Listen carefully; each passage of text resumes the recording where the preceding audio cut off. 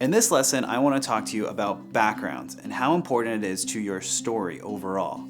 You can be standing in front of a background like this, or you can be standing in front of a background like this. Background is an example of a real-world environment.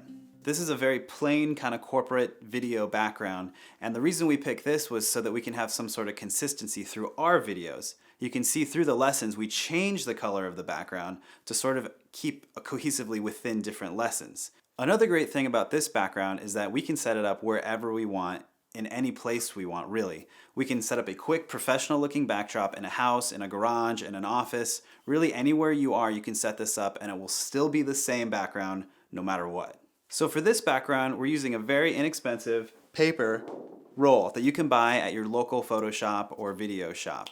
This is done specifically by Savage. It's sitting on a pipe, which you can't see, is a backdrop, and it's just rolled across, and it's a roll of paper. This is great because you can make it as big or as small as you want. You can also cut off if it gets dirty, and you can even draw on it if you ever wanted to for any reason. Lighting for this type of backdrop is a little different than lighting a scene that has depth. We started with a key light. This is a nice big soft white source that's coming from behind the camera. It's diffused a lot, so I get a nice soft light on the subject. To get rid of shadows and to separate us from the backdrop, as well as making it look a little more professional, we added a gradient light.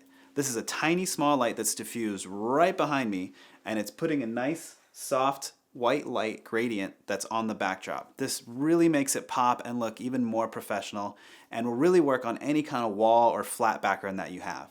Be a little careful of doing this with a white background. It might not work as well.